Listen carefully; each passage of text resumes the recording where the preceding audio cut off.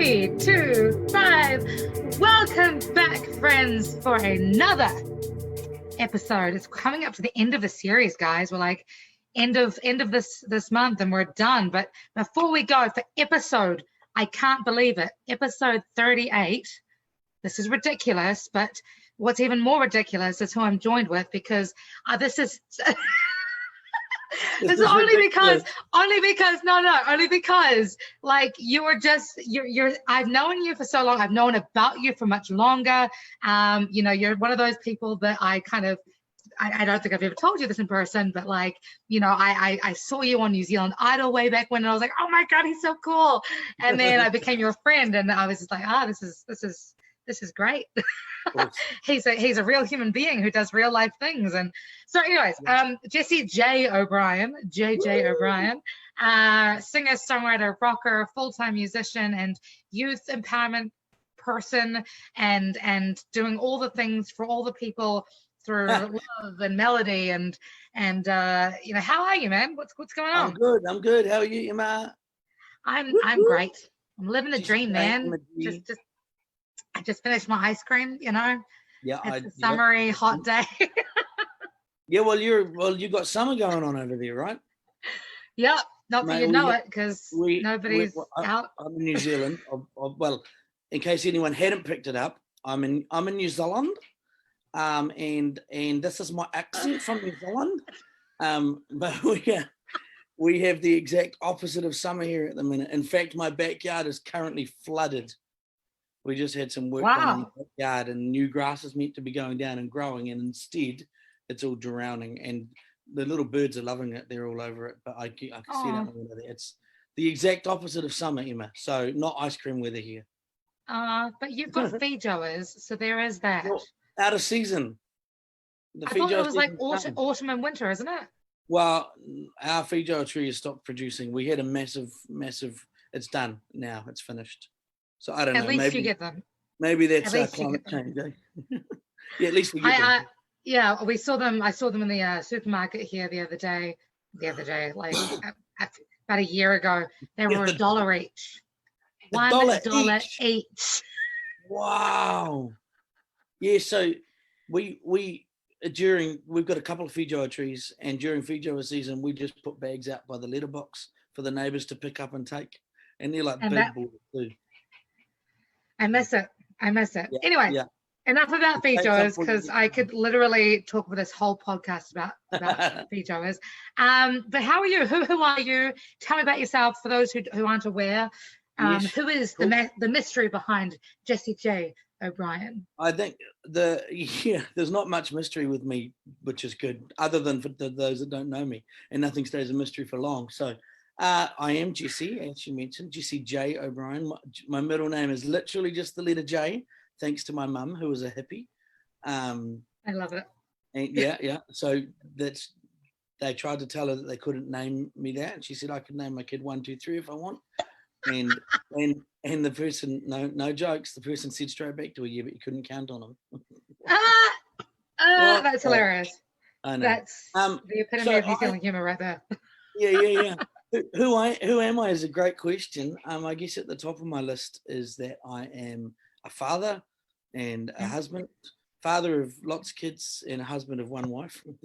It's really probably what you should aim for. Anyway, sorry, sidetracked. And I, as you mentioned in your intro, I work with young people, so I'm youth empowerment. I like that. That's a great way to put it, because that's essentially all I'm trying to do is empower our young people. And I like to warble and sing some songs. I love music, always have.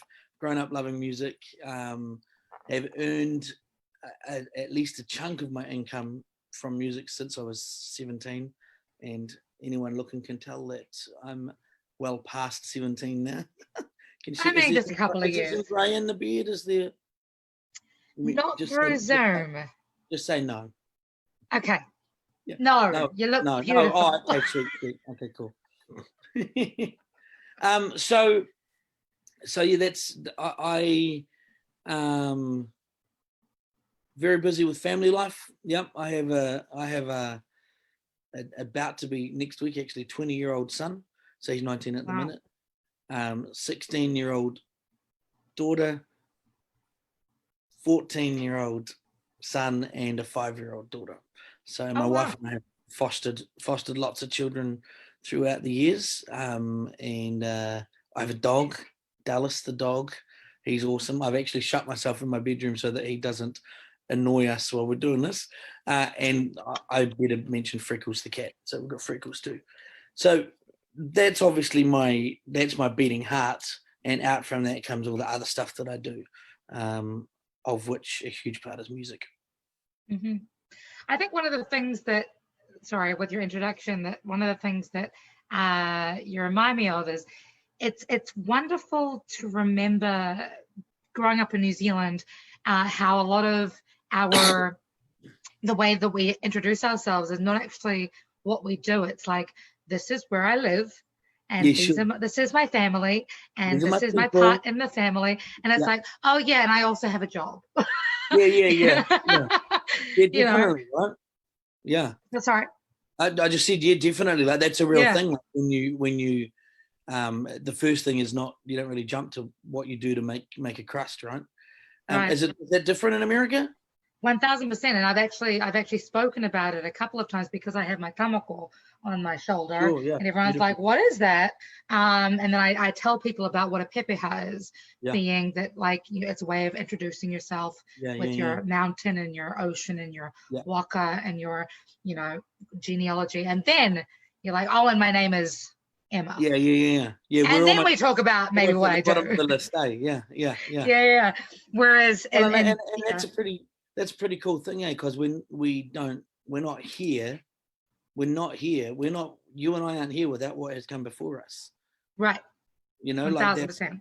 Yeah, and that's like, we literally cannot exist without what has helped lead us to where we are right now. Absolutely. Summer and it's just winter in New Zealand, talking to each other on a Zoom call. We're here. Here for all of it. I'm here for all of it. Snaps. Yes. So the snaps, like, I don't know. I don't know where I got that from. I feel like, because I used to work in an outdoor education, science education classroom back in Connecticut and Massachusetts, and the sign language thing for applause is this. Sure, yeah. Right?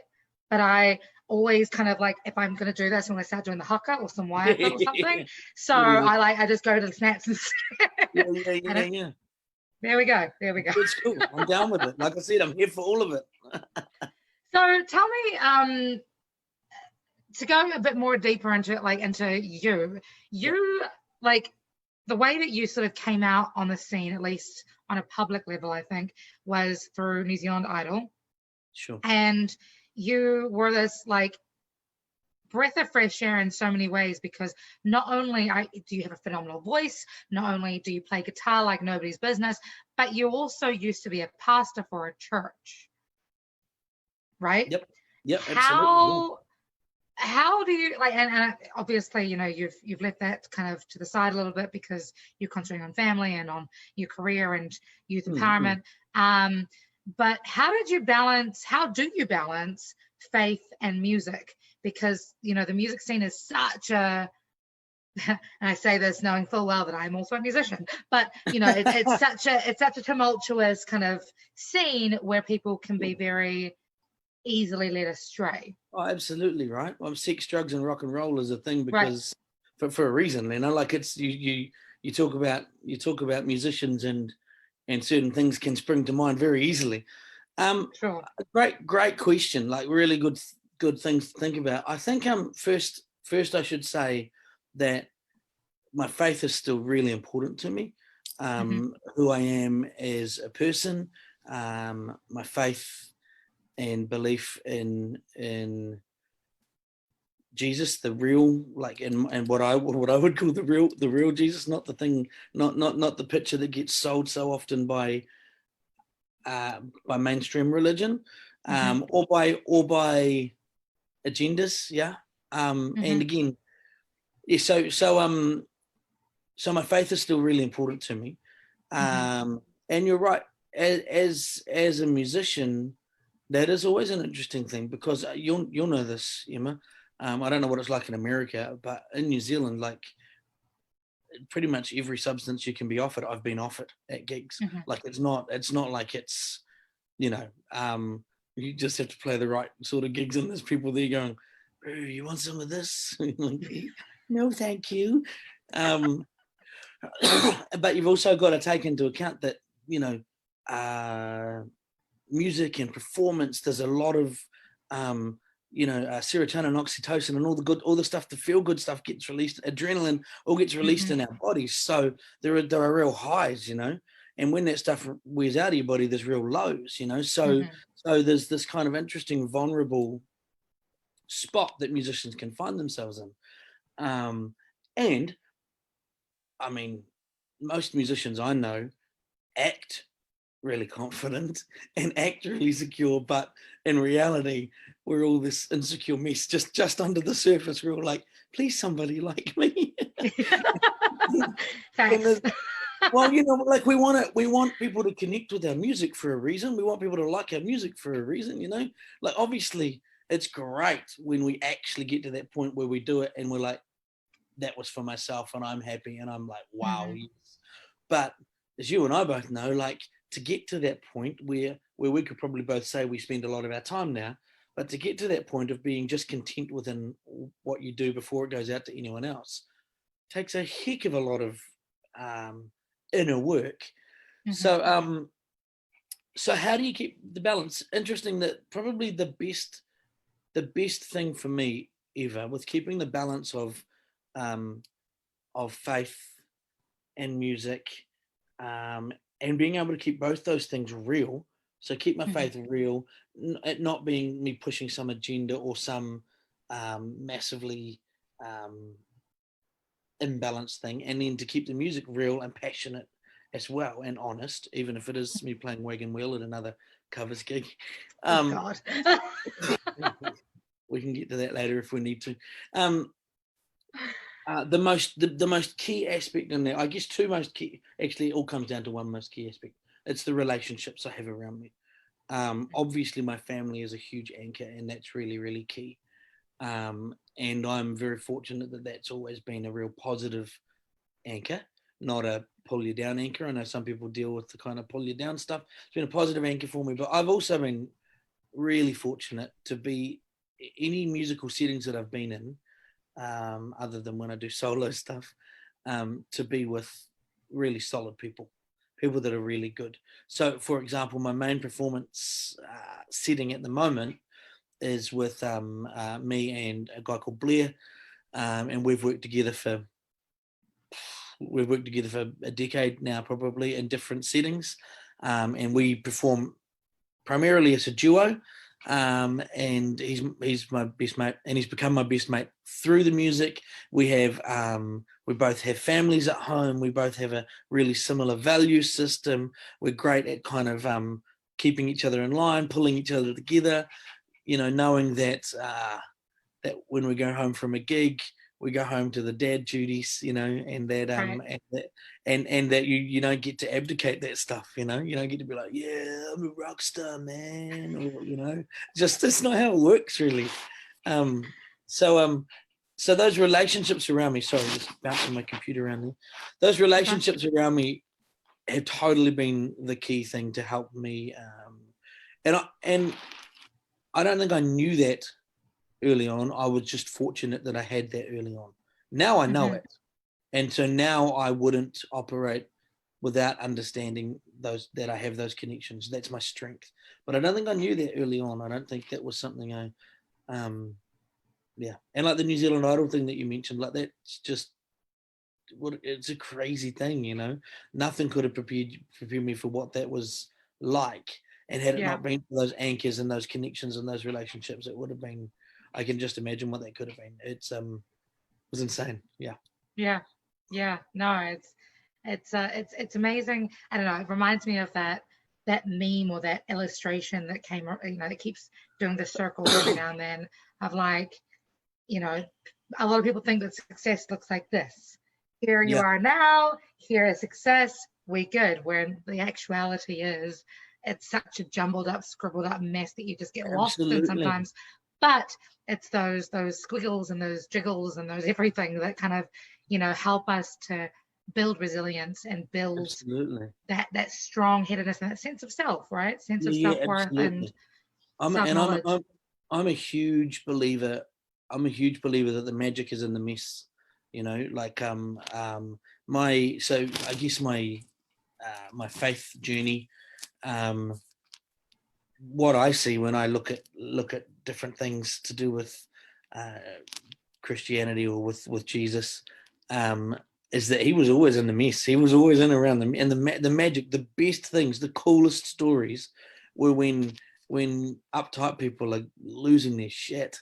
Sorry, am I allowed to say that? You're fine. You're allowed. You're totally allowed. It's a real talk, y'all. It's real talk. Yeah. Like when all the uptight people are like just losing it, and here's Jesus like plodding away, like literally genuinely changing someone's life.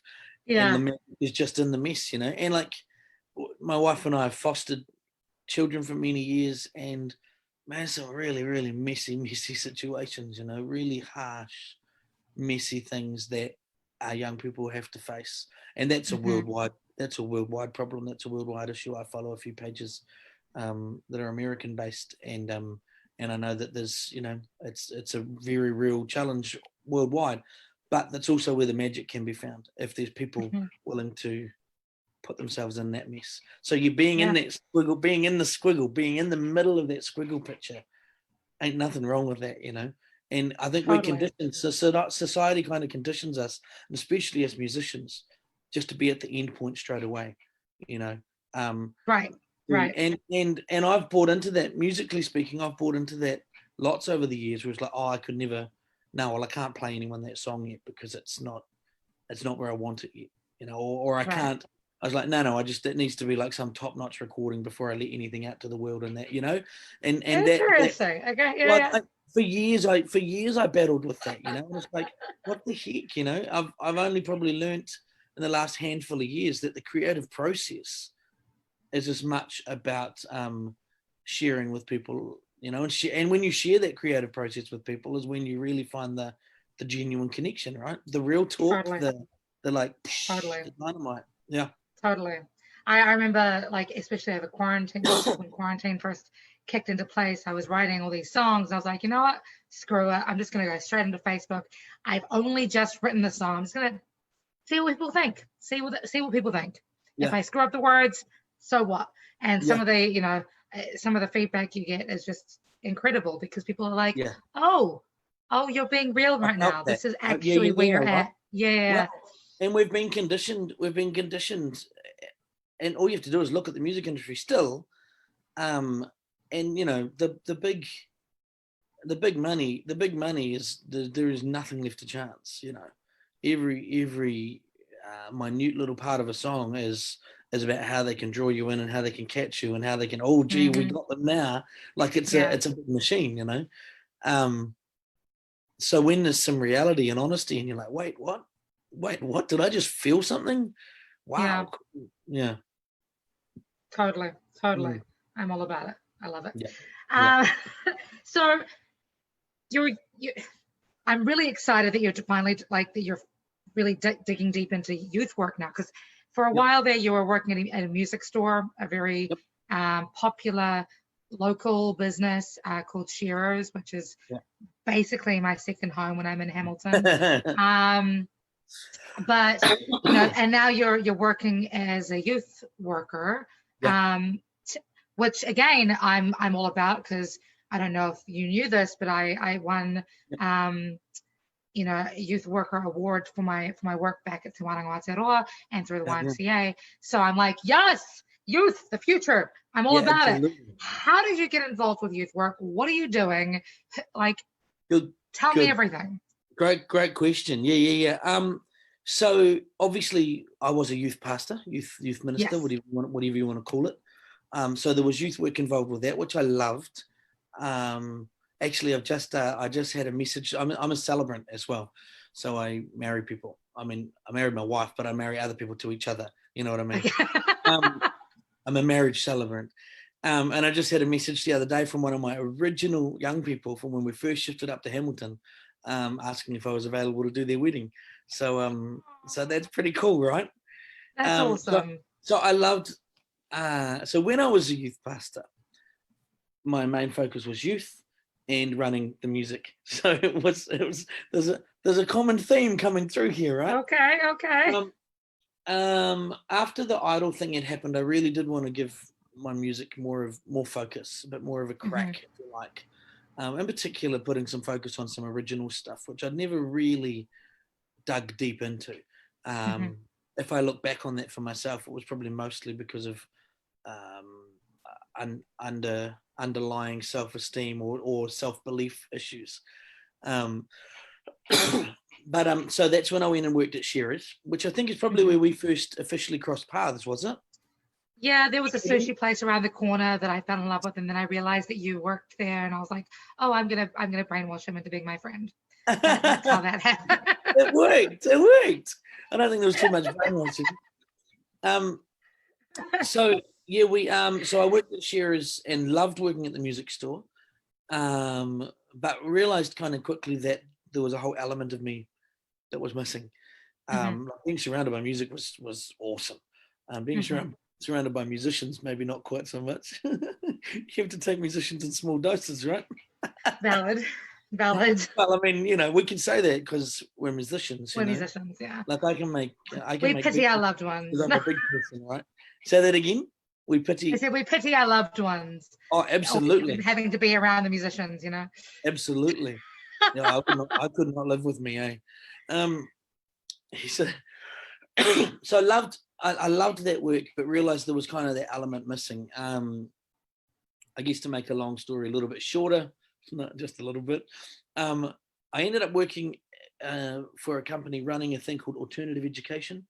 So 13, 14 and 15-year-olds, we started with about 30 something of them, and they had all been kicked out of school. So it was their last chance. Legally in New Zealand, you have to attend school until you're 16.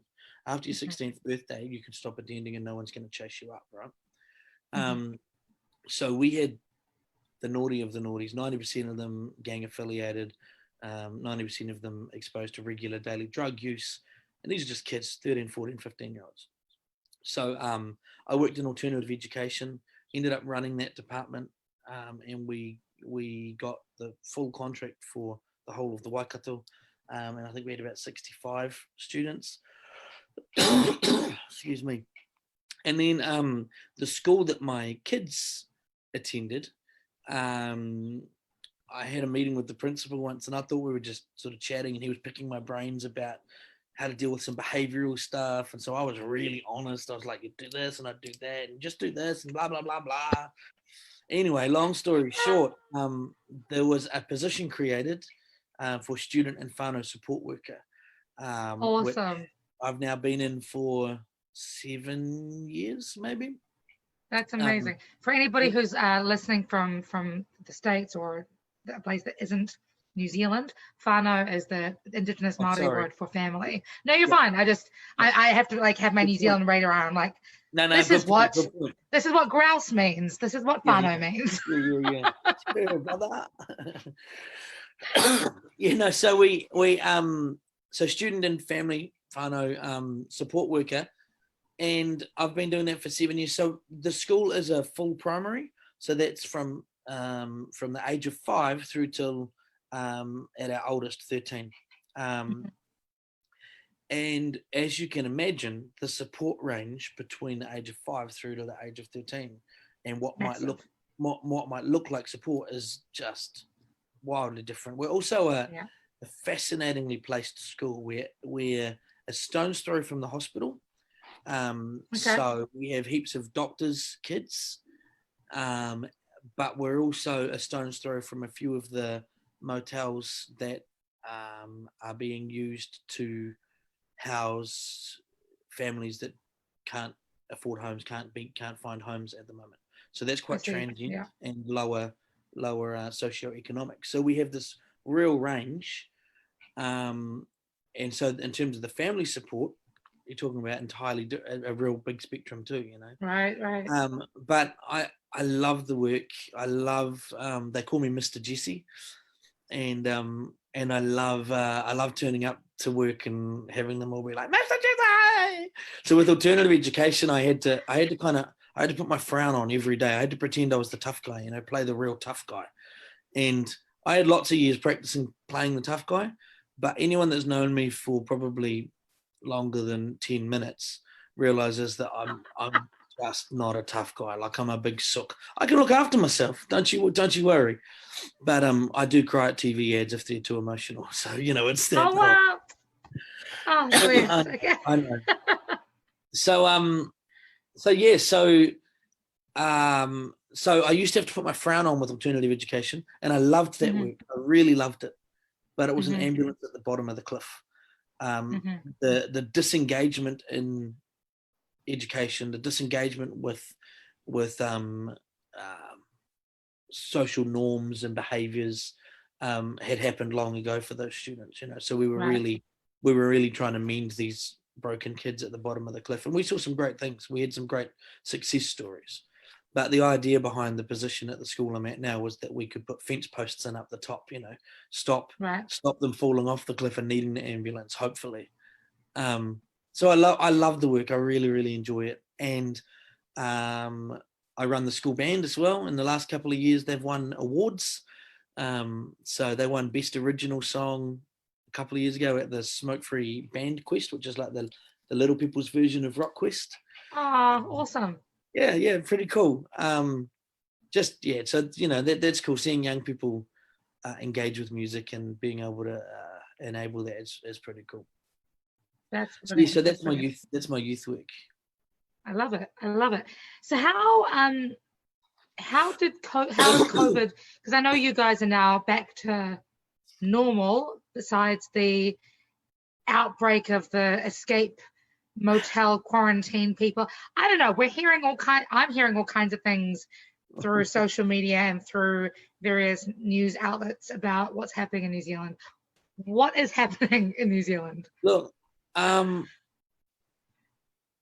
won't lie, like, we feel pretty fortunate to be so isolated at the moment. Like, back in the day when I was a kid, it felt like the worst thing in the world because New Zealand was so isolated from everything. We're like literally this island, in the middle of nowhere. The closest thing we have is Australia. Oh, yay, Australia.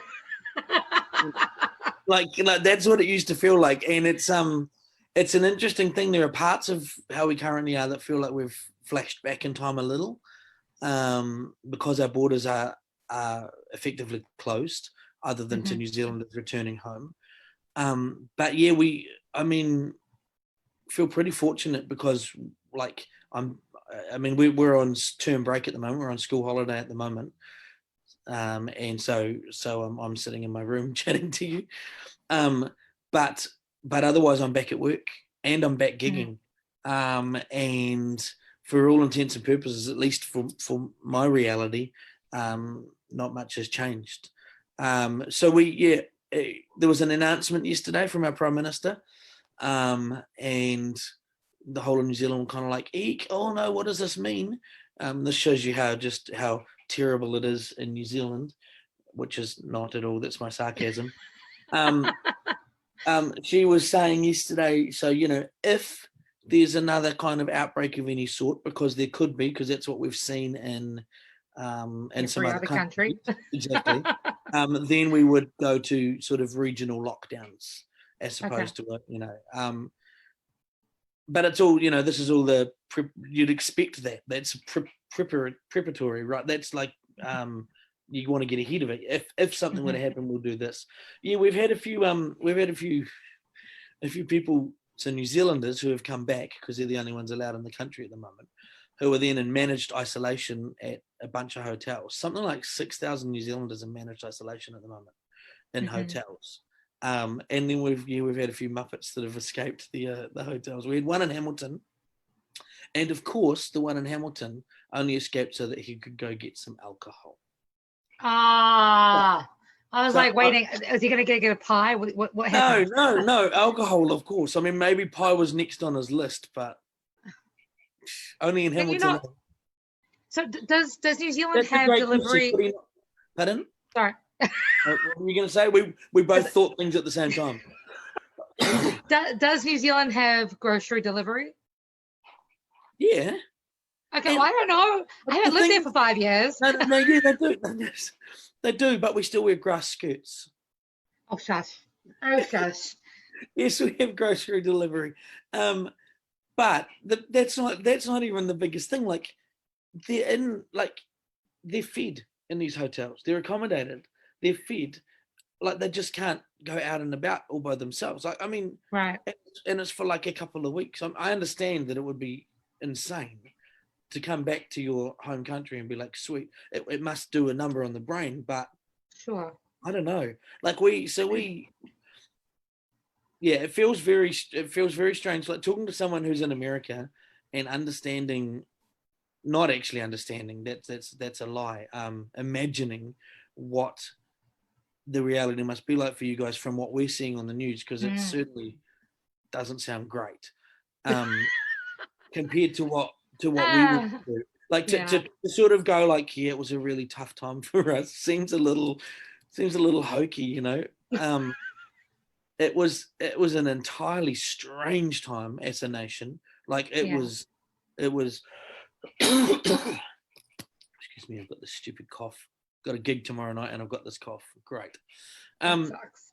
It was an entirely strange and unique time, and there were certainly parts of it that weren't that nice. I think the uncertainty of it all was really like, what the heck? Where does this go?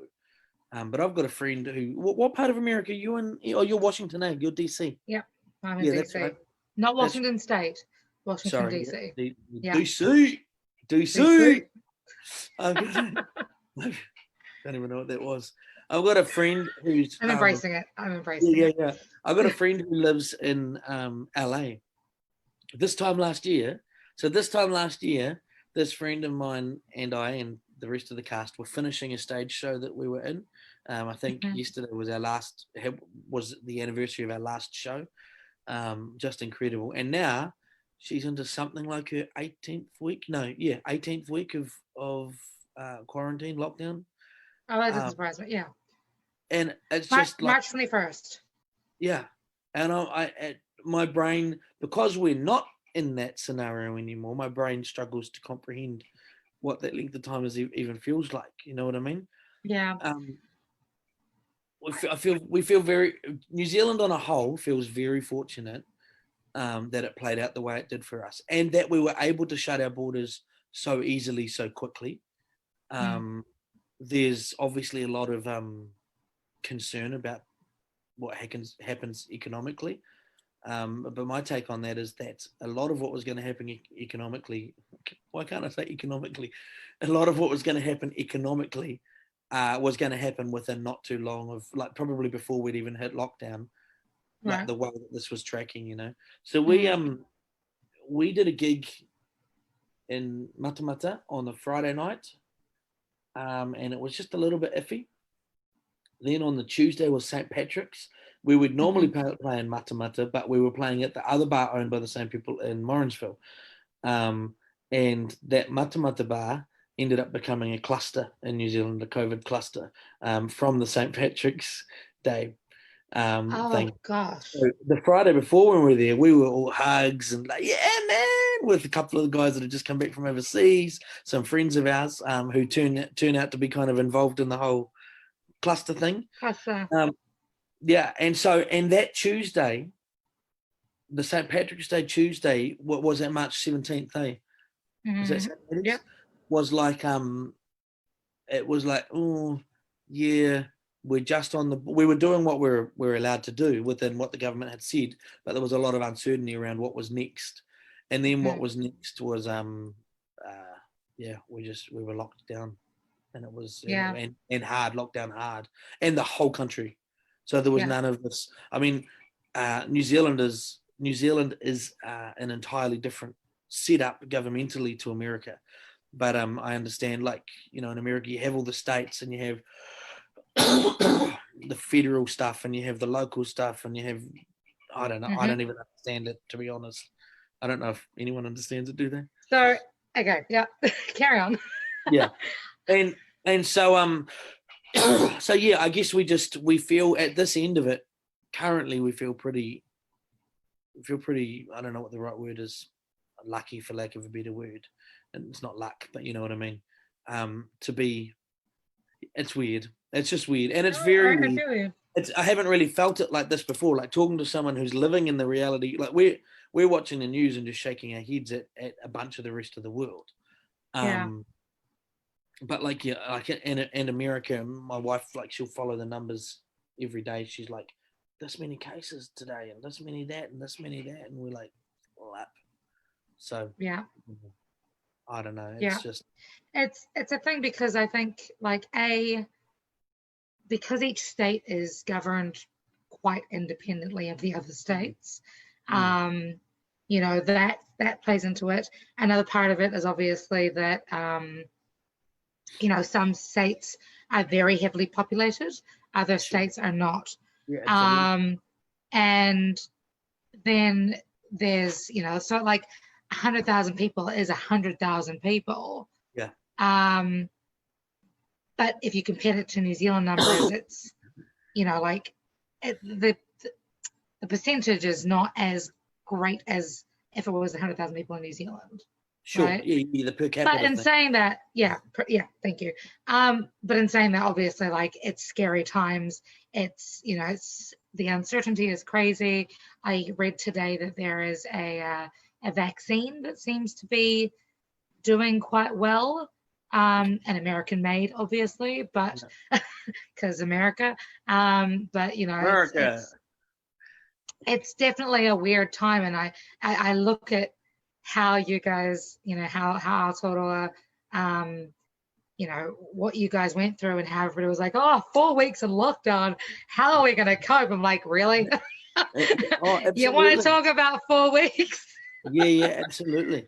And I think that side of it all, like I say, we hadn't really considered much until now that there's more distance between us and our lockdown.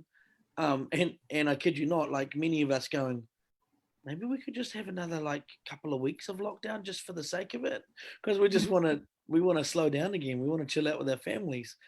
And you know that only comes when that distance between you and the lockdown is happening. But now that we're looking out of our little bubble and seeing that the reality for the rest of the world, and thinking, which I think we're starting to think like, man, that's just brutal. Yeah, it's so hard to be living. And I think that because you're right, you can do the number crunching and you can look at this and that. I think the global nature of it and the levels of uncertainty in it all, like just the fact that it's all like, we're so conditioned to things having to be certain. We hate when things aren't certain, right? Like that's like the human condition, is that we want certainty. We want to know that if I take a step, my legs are going to hold me. We want to know that if I whatever, I don't know, I can't think of another example, but like, we want certainty. So the uncertainty just does all of this, you know, sort of hovers, and it makes your mind start to, and then you get people that buy into the conspiracy theory side of stuff, and that just adds a whole nother level of uncertainty. Let's not even. We're not even going there. No. One of my favorite Buddhist sayings recently has been, "Relax, nothing is in control." Yes, that's good. I'm just saying. So, moving on a little bit, because I can't believe how quickly time is passing. Yeah, but I like to talk rubbish. No, I love it. Everybody that I've had on this show so far has been like super forthcoming with their feelings and their thoughts, and I love it. But I wanted to kind of redirect the conversation a little bit, because, you know, part of being in lockdown is that we're really forced to look at ourselves nakedly and brutally in the mirror every day and be like, okay, how am I showing up today? Who do I want to be today? And part of that has been, at least in the States, has been America looking at itself going, okay, who actually are we? And as a result of that, we've had a massive upheaval in the BLM movement here, in the wake of the murder of George Floyd and Breonna Taylor, and so many others who are losing their lives to police brutality. Obviously, New Zealand does not have that issue with police brutality because we come from a country that police are actually there to protect and serve. But in saying that, New Zealand definitely has a history of racial oppression. And, I've seen in the news that New Zealand and many other countries have joined the fight against, police brutality and pro Black Lives Matter. How are you as GCJ O'Brien and also as a musician showing up, or are you showing up? Is it something that you're passionate about, or is it something that you're kind of like, I'm just going to leave the people to do their thing, or how? Man, I'm absolutely passionate about it.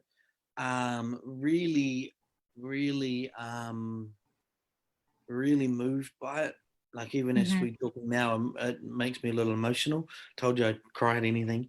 I know. Yeah. So I know a lot of the names on the list. Like, obviously George Floyd is the one that went boom into the spotlight. And I made myself watch that video.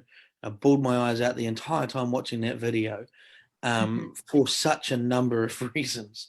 Mostly because George Floyd was being brutalized, and there was jack shit anybody could do about it.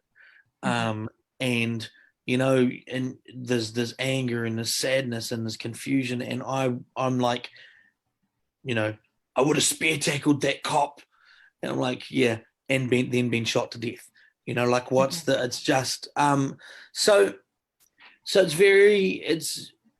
but I've long been a bit of a freedom fighter and a bit of an advocate for those that are not treated fairly and not treated the same. My alternative education work taught me a lot about the rubbish, the racial rubbish that we even face here in New Zealand, which I would say is less overt than America. It's less openly violent than in America, but is absolutely systemic. I think that colonization has a whole lot to answer for, and I understand that we are living here and now, and that we have to deal with what we're standing on now. But a huge part of being able to move forward from what we're standing on now is people like me acknowledging their white privilege purely. So my skin is white and I am male. So I am in a couple of the top categories in terms of if I want to exert power, exert power. Like, that's what our society has worked towards. I'm in I tick a couple of privileged boxes. And so therefore it's vitally important that I check that privilege at every single step, that I do speak up when I have to speak up, that I shut up when I have to shut up. Yeah. Because one of the things that I saw come out as a result of some of the George Floyd stuff and the protests that ensued was exactly that. Like, we were I don't know, like the great white savior had something to say, so now we better listen. Oh wait, white man speak, better listen to him. No, just shut up, sit down, give the microphone where it needs to go. Or anyway, my brain is jumping all over the place here. So I've long known some of the names, I think one of the things that was most jarring to me a few years ago was Philando Castile. Like, he's in his car, man, like he's doing nothing, and his kid's in the back seat, like, and he's just he's just unbelievable, totally incomprehensible. And so for anybody, I'm wrestling with this myself, right? I'm processing this myself. And I think that's all that any of us can really do. If we wrestle with and process it ourselves, then we have a chance of wrestling and processing together, right? Mm-hmm. So my advice to anyone that, I don't know, anyone that just got their heckles up because I said some of the things I said, or just feels like it's too overwhelming for them. There is a book and now a movie, but I suggest the book called Just Mercy by a guy called Brien Stevenson. Brien Stevenson is like my modern day hero. Brien Stevenson is incredible. So you can read the book Just Mercy. You can watch Brien Stevenson's TED Talk. It's phenomenal. You can watch the movie Just Mercy. It's really moving, but I think the book's more moving. And so that's a good, like that'd be a really good place to start. And then the other thing is to watch the documentary 13th.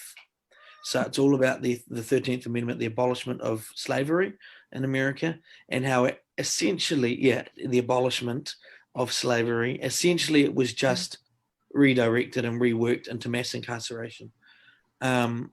And so that's when that brings you to the similarities in New Zealand. The similarities in New Zealand might not be with the violence and the aggression per se, but the similarities are in the overrepresentation of percentage-wise minority groups. Yeah, and I only call them minority groups because they're smaller percentage. In New Zealand, tangata whenua, people of the land, Māori, are what make New Zealand New Zealand. My ancestors, not me, but my ancestors, people I am directly tied to, that I don't even know, sure, they came at some point to this land and they went, I'm going to live there and I'm going to take what I need, and I don't know what their stories were, but I know that it was essentially because at some stage in that process, others were displaced. So how do I interact with that? How do I help? How do I help those that were displaced? How do I help those that were, so the American story is obviously people that were uprooted and bought, just here, you serve at my will, you serve at my purpose. I don't know. I don't have the answers, but I think that, so one of my favorite albums at the moment is RTJ4 by Run the Jewels. So Killer Mike and LP. They've got a couple of mean tracks on there. They've got Zach De La Rocha from Rage Against the Machine does a couple of tracks with them. And there's a line in one of them that talks about you hear my voice go from a shriek to a whisper until I say I can't breathe, or something like that. Oh wow. It's when I heard it, just the hairs on the back of my neck stood up. I was like, wait, what? And this was written, now here's the thing, this was written pre George Floyd, because George Floyd's not the first that said I can't breathe. Of course. Right? In fact, there's been more videos coming out even more recently of others saying I can't breathe. Eric Garner was the other famous I can't breathe guy. And these are just the ones that are filmed. These are just the ones that we're seeing.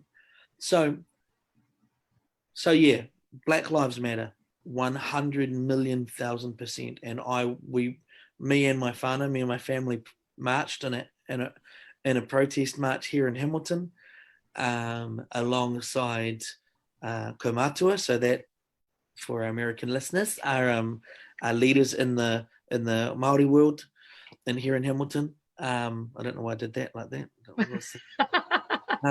But we marched alongside Kaumatua. We marched alongside Pākehā, white families like myself. We marched alongside a massive representation from the mongrel mob, so one of the biggest gangs in New Zealand. And it was peaceful, and it was meaningful, and it was moving. And that's in sleepy little Hamilton. Those that buy into that's my hometown you're talking about. Yeah, right, exactly, right. It's where we come when we want to rest, right? Well, let's just touch home base again. But it's not a thriving metropolis, right? Well, I mean, it is more than it used to be. And I love Hamilton, so that was more a compliment than anything. But you think so for all those that say all lives matter, of course all lives matter, absolutely, right? Every single life, flipping heck, like I can't handle mistreatment of animals. Like, it makes me really upset. I'm like, all lives matter. Every living, breathing thing absolutely matters. The reason we're saying Black Lives Matters, the reason this is a thing, is because currently Black lives seem to matter less than others. They're being brutalized, and not just by police. They're being brutalized by every law that's made. Like they're being brutalized by, Anyway, we could just. I'm not going to keep going on that. I got most of across what I wanted to say there. I really appreciate and hear what you're saying, and it moved a lot of people here in DC to see that so many people in Aotearoa were for the cause. The amount of people that called me up and were like, "Hey Emma, your country is amazing." So as much as people, there have been a couple of people who are like, "Why is New Zealand even bothering to do this?" You hit the nail on the head. Black Lives Matter, no matter what country you're in. But that goes for all people of privilege and all people of minority communities that have been mistreated. Interesting side note, just to what you've said there. New Zealand's a funny beast, eh? Like we're an interesting place, because alongside the Black Lives Matter protest, New Zealand were focusing on. So we had hashtag Arms Down NZ, because the police in New Zealand had just finished, or they'd just done an armed trial. So our police officers aren't armed, right? Our police officers don't carry guns. You know that, Emma. I do. And they can access guns. They can get guns, but there's the process of having to get it from here and the safe, and I don't know. Like it's all, they can get them, and we have armed offender squads, but standard everyday cops don't carry guns. They carry tasers more than they used to, but they didn't even used to carry tasers, right? But they do carry tasers more than they used to. But they'd just done a trial, and there were some pretty disturbing statistics in the trial around, like, the over-representation of Māori and Pacific Island, in particular young men, who were, some would say, targeted by this armed response team trial. Anyway, we did a couple of protests in New Zealand, just a couple of the main centres in little old Hamilton, and attached to the Black Lives Matter was also hashtag Arms Down NZ. And then a couple of days after a couple of the protests, the chief of police is like, fair call, we're not going to arm the cops just yet. And they just dropped it. Like that's simple, and I am not. I don't think we can kid ourselves for too long. One day, our police will be armed. We're a baby country. We're a little country in terms of age compared to many of the big countries in the world. Compared to America, we're a young country. It'll happen one day, but we just got to keep our voice up. Not today. Not today. Exactly. Not today. Thank you for your thoughtfulness, and I really appreciate your feedback and your just the depth of your mana and soul, and into the work that you do and how you approach these kind of difficult discussions. It's really a great reminder of what makes people beautiful. You're a true testament to thoughtful and loving approaches to difficult discussions. In the last 8 minutes that we have on this, I want to sort of go a little bit lighter with two questions. One being, how are you managing to stay so positive and productive during this complete upheaval? Great question. Well, I mean, obviously a huge part of that now is that we have been able to return mostly to normal, and so that makes things stay pretty upbeat and positive when you look outside your window to the rest of the world and see that that's not the case for many. So so there's that. I think for me, when we were in lockdown, I just man, I loved hanging out with my family. It was great. And like my oldest son, started his building apprenticeship on the first day of what we called level 3 lockdown. So when some essential workers were allowed to kind of go back, well, not essential, but we've been level 4, then we went down to level 3, level 2, and now we're at level 1. So and then he's now since shifted out of home. So there's lots of real, which is obviously sad, but also really exciting. Like he's growing up. And so we got to spend that time in lockdown together. He's off doing his thing really, really well. I love my family, so I loved spending time with them, and and I spent many an hour tutoring away with my gear, tutoring away with songs, and just like no real agenda, just doing music, hearing a song and going, wow, I should learn that, and then learning that song and then going, oh, maybe I should record it to chuck it up somewhere, and I did, so like just but like having that uninterrupted kind of time, and I would lose a whole day just tutoring away with stuff, and discovered a bit of cool gear stuff, like worked out how to do a decent quality sounding live stream through a couple of different things, using OBS and whatever, just and that became a real anchor for me too. Like I ended up doing, at the suggestion of my drummer, we couldn't work it out that the two of us could do it together. We wanted to do it through Zoom or something, both of us together, but the lag, it just wasn't, whatever. That'll be for the next lockdown. That'll be for the next pandemic. And please touch wood. But he was like, you should do a live stream like on a Friday or something. And so I ended up doing a weekly live stream on a Friday, which was great for me because I got to still sort of play for some people, and the interaction was fantastic. People were really into it. People were like, yeah, I can play this song. At one point, I remember one of my favorite moments, it was just like being at a gig where everybody's chatting in the comments more than they were listening to me. I'm like, hey, I'm here, I'm singing a song, shut up and listen.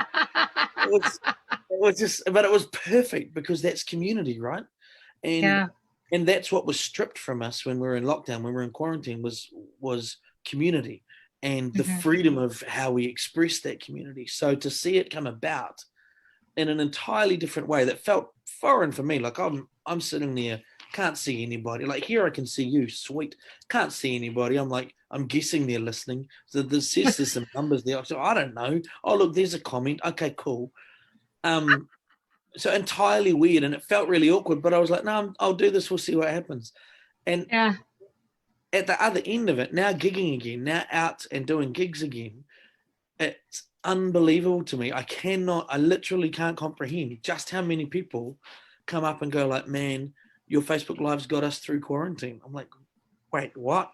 That shitty little thing I was doing from my lounge. Like I was literally like in my lounge, I was wearing my slippers. And they're like, oh man, it made our lockdown. It was brilliant. Got us through quarantine. We couldn't wait for every Friday night. We'd have drinks. A couple of them Zoomed with their mates, and then watched it, and it's like, wow. Even I tuned in a couple of times, just nice. FYI. Yeah. Yeah, nice. Well, I didn't know anybody, so I couldn't comment. But I was like, okay, no, cool. So the point, I guess, is that as a musician, you never know what's on the other end of what you're putting out. So you've got to put it out anyway, right? And what I love about the work you do, Emma, is that there is no secret that you're all about the positivity. You're like, catch these vibes, right? But seriously, I don't know what you're talking about. I'm super serious. But do you know what I mean? You're like, you're like, catch these vibes. I'm throwing them at you. Why don't you try catch them? It's up to people whether they catch them or not, for sure. But if they're not being thrown out, they can't be caught, right?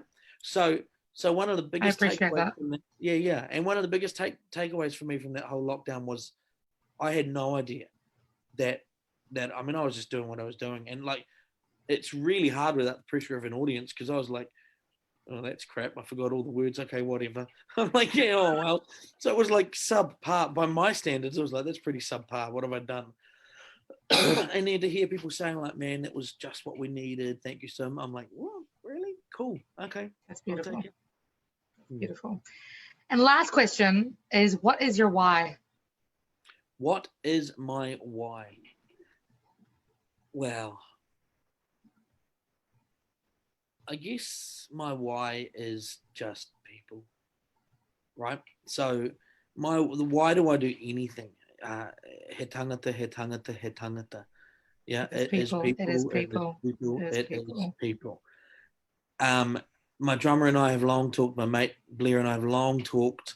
Like the one thing that buzzes me when I do anything musically is if someone connects to it. If someone feels they connect, I'm like, because that was my story, man. I connected to music and I tripped out on a little sound in a song or a feeling that I got from a song. And if I can make people smile, man, I'm happy. You know, that's why I'm a bit of a joker. I always try to be funny, and I'm not. Um, just people, you know. And I learned that from my mum. My mum's incredible. My mum's not well. My mum has just been diagnosed with stage 3C lung cancer. So she's been given a Wow. pretty short time. I just found out yesterday, a pretty short time to stay with us. Sorry. But that's what the doctors have said. You know, but who knows what happens? She's something else. But my point with that is that I know that it's been the same for every day she's had on the planet so far, and for every last day that she has on the planet, that will all be about people. She would give it all away for others, and you know, I don't think I'm selfless enough to give it all away for others yet, but it is all about people. If I just love people, so that's my why. It I has to love be, it. yeah. I love it. Hey, thank you so much for joining me tonight, No, Jesse. thank you for It having is me. so good to see you. So good to talk again, connect, and share those positive vibes. Yeah, And from just out real there. talk, you know. Yeah, yeah. I got told the other day that I assault people with kindness, so I'm Nice. here for it, man. I'm That's good. That's good, right? Yeah, take it. like, yeah, I'm not apologizing. Yeah, no, So absolutely, absolutely. so if you guys are watching and want to hear more about Jesse or be in touch or watch his live streams or, you know, request a virtual singing telegram or something like that, please feel free to reach out to him. Yo, don't mock the singing telegrams. They are a thing here. No, sorry, my dog just tried to break into the room. Oh, I see. So you can check them out, facebook.com, Jesse and the O'Briens. That is Jesse spelled Juliet Echo Sierra Sierra Echo, and the Oscar Bravo Romeo India Echo November Sierra. I used to be a travel agent in a previous Yeah, life. I can't even follow you with it. I'm like, wait, what? But Jesse J and the O'Briens, or otherwise, you can hit him up Instagram and Twitter, Dark Room Jesse. In the meantime, spread love like it's going out of fashion, guys. Be your own kind of superhero. Be kind to each other, and of course, for the love of, I don't know, radical Everybody? kindness. Yes, yes. Yes, for the love of radical kindness, don't forget to call your mum. Yes, absolutely.